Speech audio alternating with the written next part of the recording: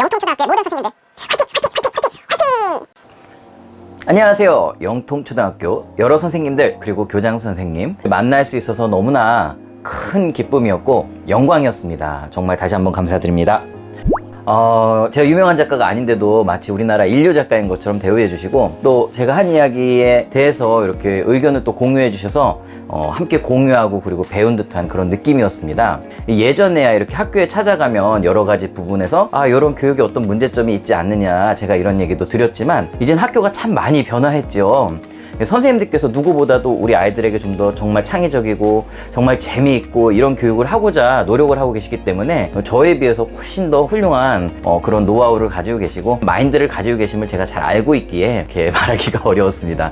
하지만 그럼에도 불구하고 저는 이렇게 학교에 이렇게 상주해 있지 않고 또 어떤 특강의 강사로서 아이들을 만나면서 또 제가 이렇게 여러 가지 또 경험도 하게 되고 수많은 학교에 가고 또 수많은 학생들 또 수많은 선생님들을 뵙게 되면서 또 제가 가졌던 생각들을 좀 이렇게 정리해서 알려드리게 됐습니다. 어쨌든 이 강의 후기 영상이니까 몇 가지 포인트를 다시 한번 정리해 드리려고 합니다.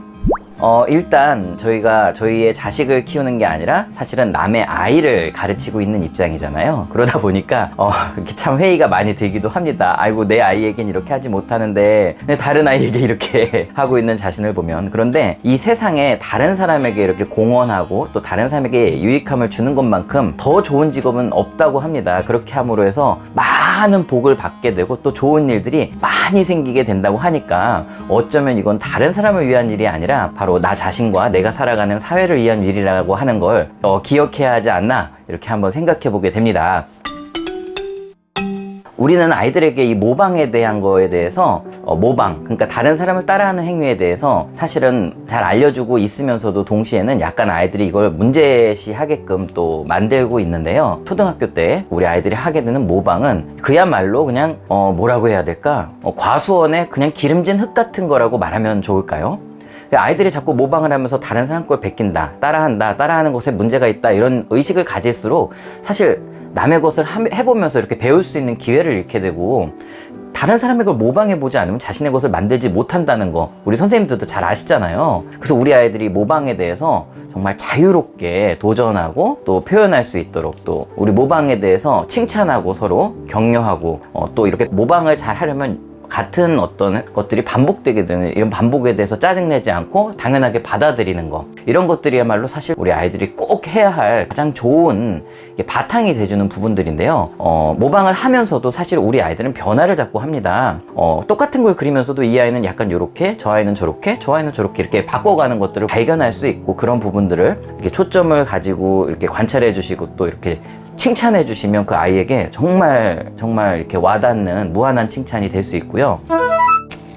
그리고 자꾸만 그림을 그리면 우리 친구들이 지우면 틀렸다고 생각을 하잖아요. 근데 지우개를 굉장히 많이 쓰게 해야 돼요. 맞아도 지워서 다시 그리게끔 해줄 정도로 이 지우개 사용량을 많이 늘려주는 것이 뭔가 내가 잘못된 부분이나 고칠 부분들을 발견했을 때 수정을 하는 이런 부분에 도움을 줍니다.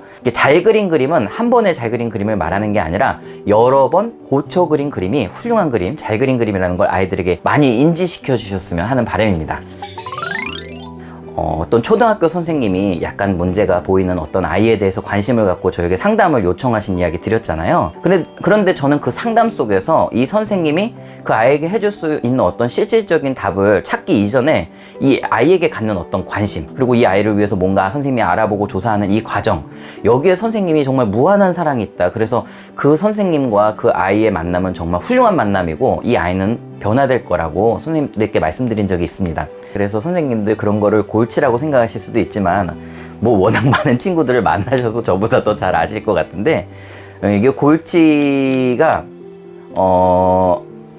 오히려 선생님들의 앞에 만나게 될 수많은 아이들로 하여금 더 힘든 일을 겪지 않고 편안하게 갈 수 있게끔 해주는 그런 기회를 만들어주지 않을까. 그럼 우리 선생님들 더욱 행복하게 아이들과 함께 하실 수 있잖아요. 아직도 창창하시잖아요. 우리 아이들은 초등학교 1학년에서 6학년 끝나면 중학교로 넘어갑니다. 근데 우리 선생님들은 앞으로도 창창하시잖아요. 계속 아이들이 오잖아요. 무한한 아이들이.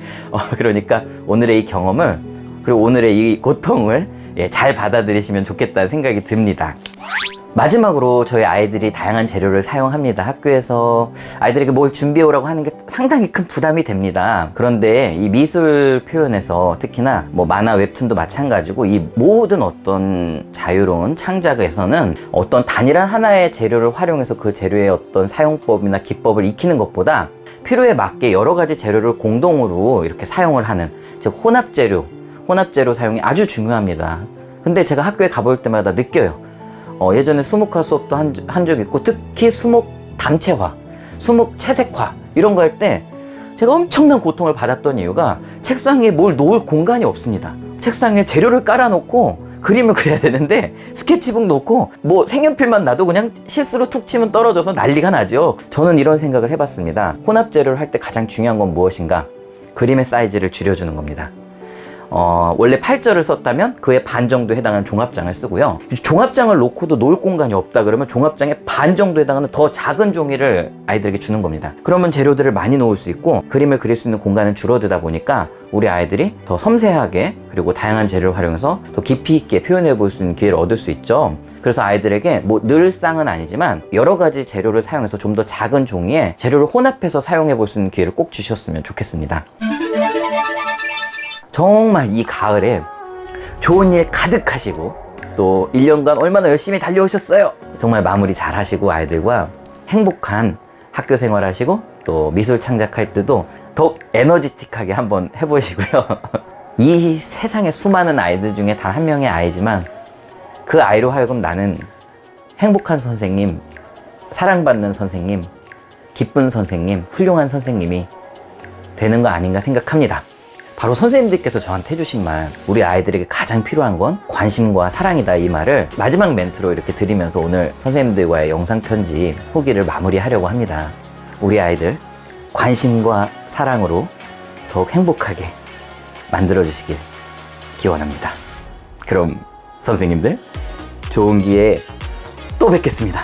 감사합니다. 안녕. 또 뵙겠습니다.